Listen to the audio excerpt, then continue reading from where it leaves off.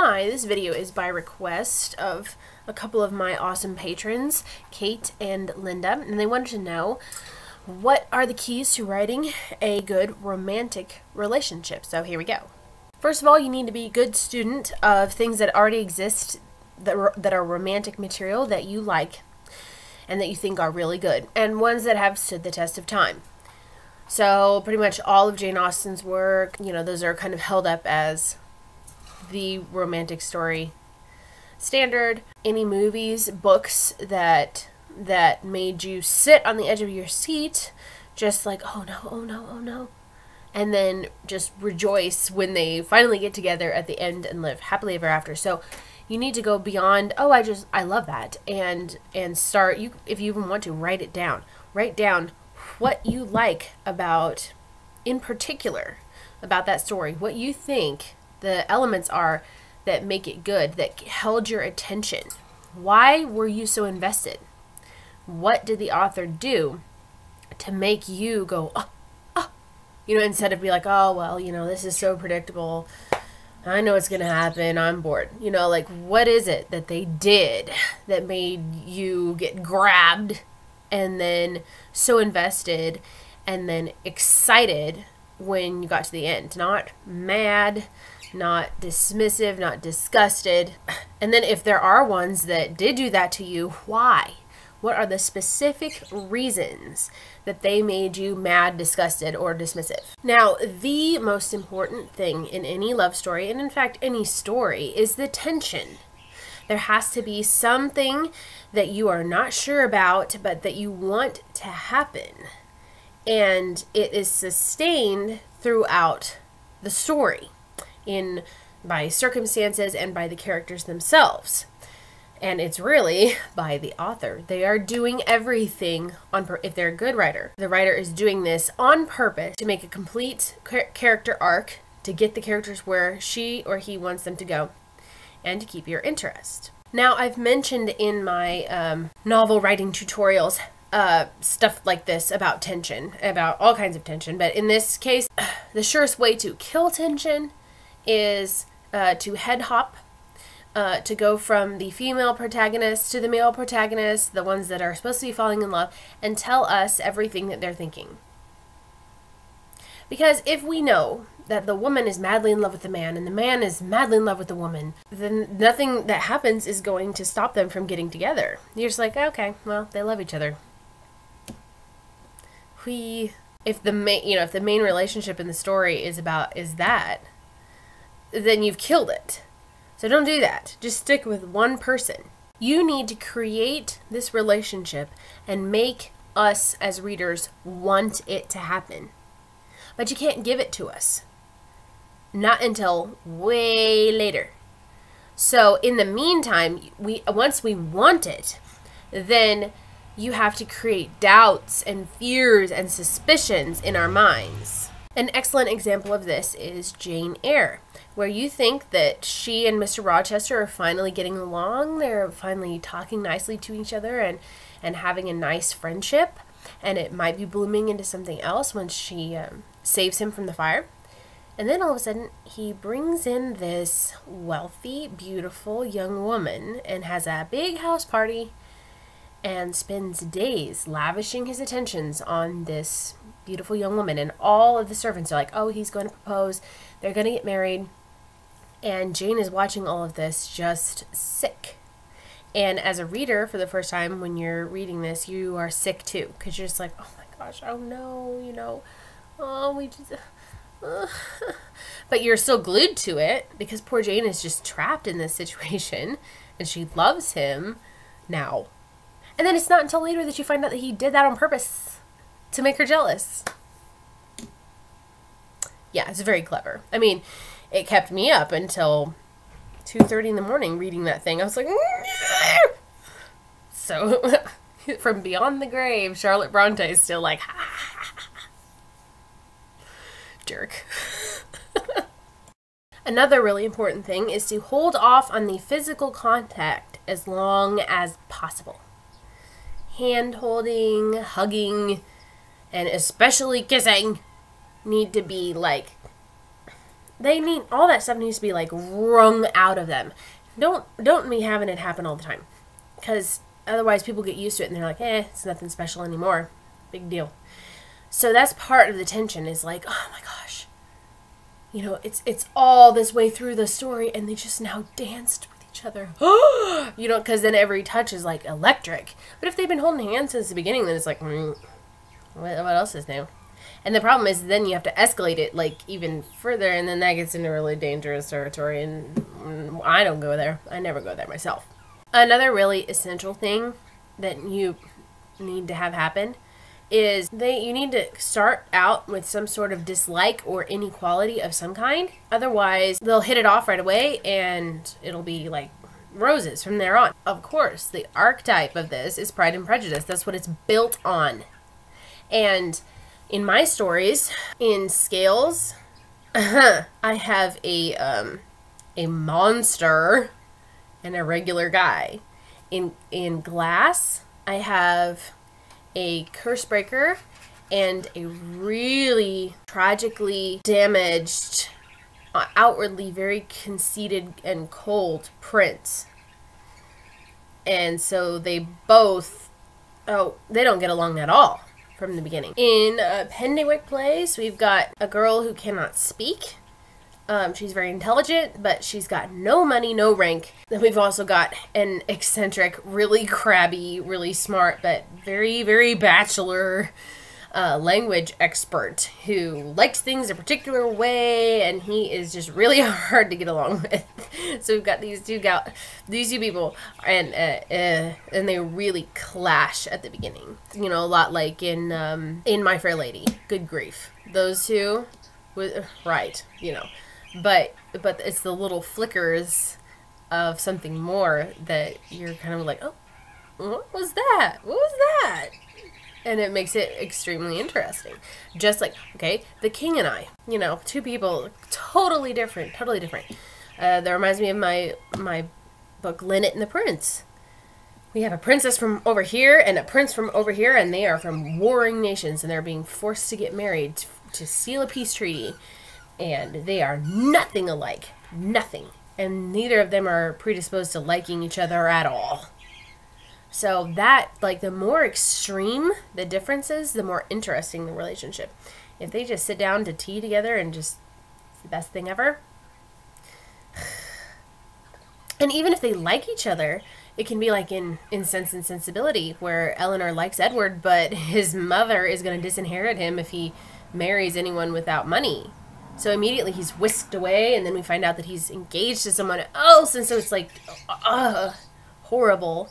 And then Eleanor has to make decisions like, is it morally right for him to break off his engagement to Lucy and marry me instead? So it gets very complicated. So you need stuff like that to make it interesting. As for avoiding flowery and cliche language, like Kate mentioned on Patreon, I think the best way to do this is just keep it real.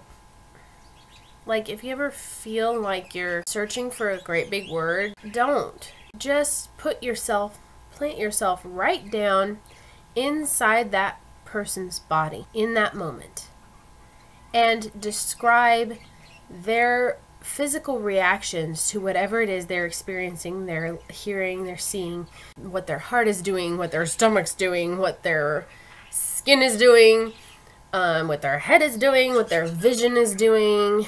Are they getting hot? Are they getting cold? Are they getting dizzy? Are they getting sick? Are they... That kind of thing. Because that's what we are like in emotional situations. We don't think in those terms of big, long tapestries of words. Just try to keep it real. Try to keep it immediate. That's the best thing I can think of. Right in the moment. Essentially, don't try to tell us what we should be feeling. Make us feel it through that character. Make us feel like we are literally right there with them. Don't say, oh, you should be feeling ecstatic for them right now because of all these gorgeous words I'm using. Make it very personal, very internal, and real. As for kisses, you really need to think about these before they happen. They have to be placed in the exact right moment. They can't happen too early. They can't happen too late. They need to happen at the exact right time, and they shouldn't be overused. They're like the atomic bomb of a romance story. Okay, the World War was ended with 2. So, if you're having bazillions of kisses all the way through, unless this is a married couple, but then you're in the sequel. You're not in the falling in love part. You're in the married couple section, and they can kiss all they want. But the very first kiss is like an atomic bomb. So use it sparingly as your greatest weapon. Kisses they should be thought of as the meeting of 2 souls. That's really what they are. They're not meeting of mouths. They're meeting of 2 souls in whatever emotional state they are in at the moment.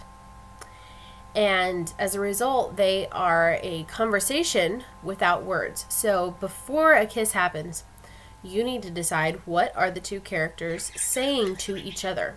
And that will guide what type of kiss this is. If it's one where they throw themselves into each other's arms and just completely lose track of, they're standing on a cliff, or is it like a surprise for one person? Or neither of them were planning on it, like it's just suddenly happened. Or someone kisses the other person, they didn't want it. And you have to portray it with physical actions, not, don't tell us what they are thinking or feeling. You need to do it. Show us, like in a movie. Because you're not inside people's heads in movies, and yet somehow you still know what they're thinking. If they're honest people, you still know what they're thinking when they have gut reflexive reactions like that. So that's what you need to do. Also, there are definite things that you need to avoid when writing kisses. And I have run across these things in published works and on fan fiction, which is one of the reasons I really don't read fanfic anymore. When some writers are trying to create this wonderful romantic moment, and then all of a sudden they put something in there that makes you go, ugh. Okay? So, I have a list. No groping. Okay? It's not respectful, and which means it's not romantic. Okay? Especially in the first kiss. Nobody should be grabbing anybody. Okay? If you've written a good guy, he shouldn't be doing that. If he does, and you've written a good girl, then she should back up and slap his face. If it's a good romance, they need to be respectful of each other. Okay? Next thing on the list. No chapped lips. I don't know why. I've read this at least twice, maybe 3 times before, and I'm like, why are their lips chapped? And ew. That's all I have to say about that. Yuck. So don't do that. And no tongues. Don't. Just don't. Okay?